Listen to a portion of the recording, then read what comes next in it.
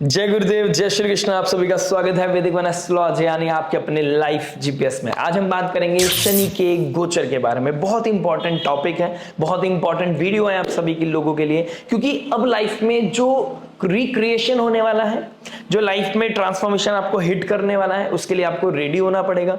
कुछ टेस्ट आपके लाइफ में होने वाले हैं, कुछ क्वेश्चंस जिसके लिए आप प्लान नहीं थे, जिसके लिए आप प्रिपेयर नहीं थे, या कुछ ऐसी एक्टिविटी या कुछ ऐसे प्रारब्ध जो आपने पास्ट लाइफ में किसी और इंटेंशन से किए थे, लेकिन वो आज आपकी लाइफ में एक बहुत बड़ा पेन या बहुत बड़ी ब्लेसिंग बन सकता है। तो उसी के बारे में डिस्कस करने वाले हैं। शनिदेव जो जस्टिस के कारक हैं, न्याय करते हैं, हार्डशिप लेके आते हैं, मेच्योरिटी लेके आते हैं, रिस्पॉन्सिबिलिटी लेके आते हैं, हार्डशिप डिसिप्लिन के कारक हैं, जो हमसे स्ट्रगल कराते हैं। और स्ट्रगल वो हमारी बेहतरी के लिए होता है, हमारे अच्छे जीवन के लिए होता है, लेकिन it comes with the chaos. Transformation कभी भी लाइफ में एक अच्छे मोमेंट के लिए ले जाने के लिए हमें कहीं ना कहीं कुछ ना कुछ पेन देती ही देती है।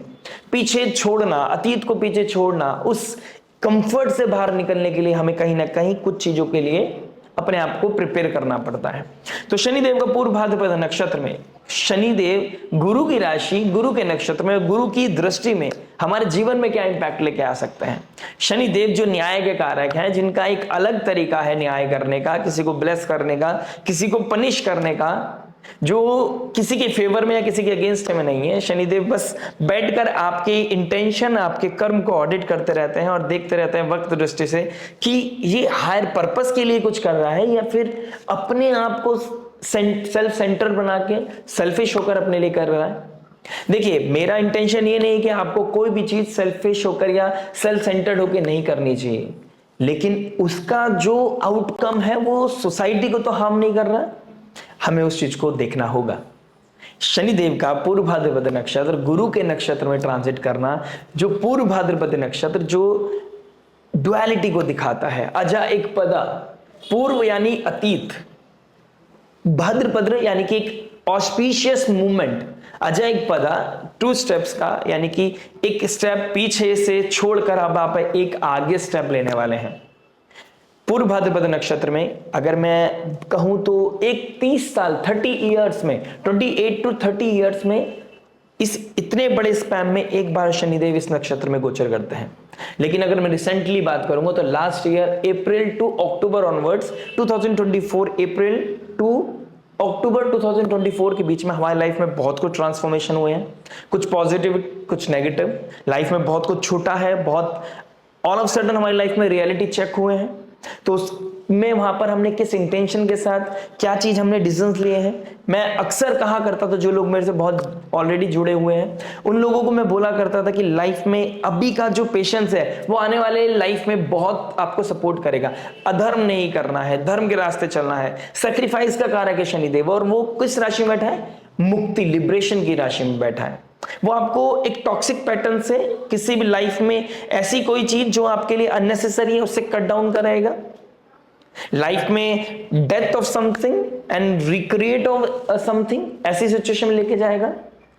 पाइसेस साइन जो महाविष्णु की लोटस फीट यानी कि चरण कमलों को दिखाती है, जहां पर सरेंडर करने की राशि है, वहां पर आपको सेक्रीफाइस करना पड़ता है, वहां पे आपको डोनेट करना पड़ता है। अपने लाइफ को और बेहतर बनाने के लिए किसी भी टॉक्सिसिटी से निकलना पड़ता है। हो सकता है आप किसी प्रोफेशन में हो और वहां पर आप बहुत टाइम से एक ही रेगुलर एक लूप में काम कर रहे हो, वहां से कट होने का समय आ गया है। हो सकता है आप किसी ऐसे रिलेशनशिप में हो जहां पर बहुत कंफर्टेबल ना हो, लेकिन आप अननेसेसरी वहां पर अपनी इमोशंस, अपनी फीलिंग, अपनी एनर्जी डाल रहे हो, तो वहां से एक एग्जिट लेने का समय आ गया। पाइसेस साइन एग्जिट को दिखाती है, लॉसेस की है, यानी कि समथिंग इज गॉन, मतलब समथिंग हैज टू गॉन, वो कहीं ना कहीं देखने को मिलेगा। तो क्या प्रभाव लेके आएगा, कैसे आप इस नक्षत्र परिवर्तन को, इस इम्तिहान को, इस एग्जाम को कैसे पास आउट करने वाले हैं, आपकी लगन राशि पे क्या इंपैक्ट पड़ेगा, कैसे आपको हायर पर्पस के लिए कुछ सेक्रीफाइस करना है, कुछ बोल्ड डिसीजन लेने हैं, कहीं पर कुछ मैच्योरिटी दिखानी है और कहीं पर अपने अंदर सेल्फ कॉन्फिडेंस को बनाए रखना है। क्योंकि शनिदेव कर्म के कारक हैं। अगर आप अभी तक नहीं, लेकिन अब नाउ ऑनवर्ड्स, जब गुरुदेव के नक्षत्र में, गुरुदेव के राशि में और गुरुदेव की दृष्टि में शनिदेव होंगे, तो ये कर्म धर्म आधिपति योग, नवम पंचम का योग आपके जीवन में एक बहुत ही ऑस्पिशियस, एक बहुत ही इंपॉर्टेंट क्रिएशन करने वाला है। अभी आपको किसी चीज को फोर्स करने की जरूरत नहीं है। बाकी आप पता करते हैं आपकी लगन राशि के लिए क्या क्या इंपैक्ट लेके आने वाला है। अगर आपने अभी तक लाइक शेयर सब्सक्राइब नहीं किया है तो प्लीज लाइक शेयर सब्सक्राइब करके नोटिफिकेशन की घंटी बजाना मत भूलिएगा। चलिए शुरुआत करते हैं आपकी लगन राशि के लिए। आइए दोस्तों बात करते हैं last but not the least spices यानी कि मीन लगन मीन राशि वालों के लिए। देखिए आपके फर्स्ट हाउस में शनि का रेट्रोग्रेड होना, आपके जो लग्नेश हैं उनके नक्षत्र में शनि का राशि परिवर्तन करना, being 11th Lord and 12th Lord, 11th house का मालिक फर्स्ट हाउस में एक अच्छा राजयोग बना रहा है। ठीक है, आपको गेन्स के लिए आपका पर्सनालिटी को डेवलप कर रहा है, यानी कि आपकी पर्सनालिटी के द्वारा ही आप अपने गेन्स पा पाओगे। अपनी किसी स्किल के द्वारा, अपनी पर्सनालिटी के द्वारा आपकी लाइफ में गेन्स बढ़ने वाले हैं या बढ़ रहे हैं। लेकिन 12th हाउस का मालिक फर्स्ट हाउस में, लॉसेस का मालिक फर्स्ट हाउस में आ गया है, ये आपकी पर्सनालिटी को का लॉस करा रहा है, अनप्रोडक्टिव चीजों का लॉस करा रहा है। जो आप थे वो आप नहीं रह पाओगे, ये थोड़ा सा डिस्कंफर्ट लेके आने वाला है। ट्रांसफॉर्मेशन आपकी लाइफ को हिट करता हुआ नजर आएगा। और 8th हाउस का मालिक अभी 7th हाउस में आ गया, यानी कि शनि के सामने शुक्र देव का आना, नीच राशि का होना, 8th हाउस का मालिक 7th में आ गया। तो कहीं ना कहीं आपकी जो औहदा है, जो आपका स्टेटस है, वहां पे भी थोड़ा सा शिफ्ट लेके आने वाला है। बहुत मोनोटोनस लाइफ को अब यहाँ पर कहीं ना कहीं चीजों को हिलाने वाला है। आपका जो पोटेंशियल था, जो आप उसका यूज नहीं कर पा रहे थे, वहां पे कहीं ना कहीं लाइफ में ट्रांसफॉर्मेशन आएगा। कुछ बोल्ड डिसीजंस आपको लेने पड़ेंगे। अनप्रोडक्टिव, टॉक्सिक, लेजीनेस, लथार्जीनेस, प्रोक्रेस्टिनेशन को कट करना, एक लाइफ को न्यू बर्थ देना, एक न्यू आइडेंटिटी, एक नई अपॉर्चुनिटी, एक नई फिलॉसफी, एक नया वर्जन आपका वेट कर रहा है। कहीं ना कहीं ओल्ड पैटर्न को कट डाउन करके अपने पोटेंशियल का सही इस्तेमाल करने के लिए आपको बाध्य करेगा शनिदेव, रेस्ट्रिक्शन देगा। उधर लग्नेश का उच्च राशि का होना 5th हाउस में आपके इंटरेस्ट की चीज कराएगा। आप जिस काम को करना चाहते थे उस काम की तरफ आपको बेंड करेगा। गुरुदेव बृहस्पति का 1st हाउस के ऊपर और शनि के ऊपर एस्पेक्ट करना, 11th हाउस के मालिक के ऊपर, 12th हाउस के मालिक के ऊपर एस्पेक्ट करना, foreign land, foreign people, foreign culture से आपको कहीं ना कहीं पॉजिटिविटी मिलेगी, आपके गेन्स को बढ़ावा मिलेगा। लेकिन आपको पहले अपने पुराने आइडेंटिटी को, पुरानी फिलॉसफी को, अपनी पुरानी पर्सनैलिटी को किल करना पड़ेगा, यानी कि death of something and then create something new. आपको एक नया इंसान, एक नई आइडेंटिटी, एक नई पहचान क्रिएट करनी पड़ेगी। एक नया ऑरा आपका वेट कर रहा है, लेकिन it comes with the hurdles. अपने आप को खोना, अपने आप को खत्म करना, फिर दोबारा से अपने आप को इकट्ठा करके दोबारा से खड़ा करना, ये बहुत बड़ा और बहुत ही टफ, इम्पॉसिबल तो नहीं कहूंगा, लेकिन बहुत ही टफ काम होने वाला है आपके लिए।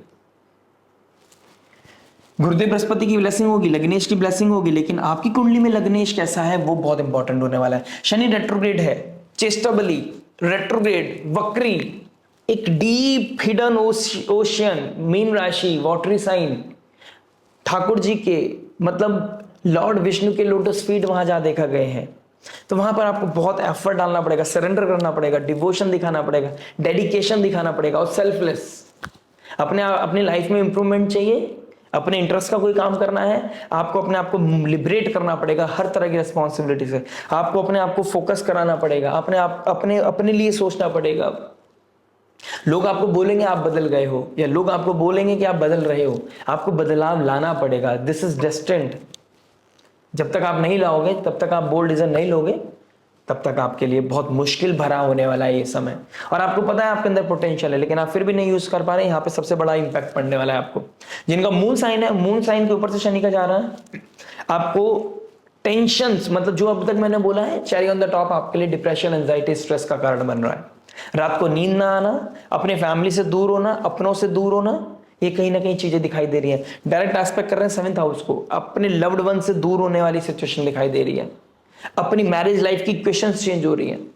कोई लोग अपनी जॉब पर्पस के लिए, बिजनेस के लिए, ब्रेड एंड बटर के लिए जाएंगे, कोई लोग लाइफ में फाइट करने के बाद वापस आपसे दूर जाएंगे। चीजें बदलाव होंगी, चीजें डिके की तरफ जाएंगी, चीजें दूरी की तरफ जाएंगी। अब आप इस सिचुएशन को, इस एनर्जी को कैसे हैंडल करते हैं, ये देखने वाली बात होगी। परफेक्शन ढूंढना आपके लिए गलत हो सकता है, ओवर एनालिसिस करना, ओवर डेप्थ में जाना, ये आपके लिए ट्रबल क्रिएट कर सकता है। अब आपको एक्शन ओरिएंटेड होना है, रादर देन बहुत प्लानिंग कर ली है, प्लानिंग के अकॉर्डिंग कुछ नहीं हो रहा है। अब आपको समझ में आ जाना चाहिए कि अब प्लानिंग नहीं, अब मेरा एक्शन होगा। एक्शन के बाद देखा जाएगा क्या होना है। इंफॉर्मेशन, डेटा को एक बार चेक करना बिल्कुल आपकी जिम्मेदारी है, लेकिन यहां पर एक्शन ओरिएंटेड होना, ये मेरी तरफ से आपको गाइडेंस है। शनि का 3rd एस्पेक्ट पड़ रहा है आपके थर्ड हाउस पे, यानी कि ये एक्शन ओरिएंटेड की मैं बात कर रहा था। आपका पराक्रम, आपका एक्शन आपकी लाइफ को डेवलप करने में, आपकी पर्सनालिटी को डेवलप करने में, आपकी लाइफ को हील करने में, टॉक्सिसिटी से बाहर निकालने में बड़ा हेल्प करने वाला है। यानी कि अपने आप को मैं आपको एनकरेज करता हूं कि आप किसी तरह का फिजिकल वर्कआउट कीजिए जो आपको लेजीनेस से दूर रखे, अपने आप को रिस्पॉन्सिबल बनाइए जो आपको सुबह जल्दी उठने पे बाध्य करे।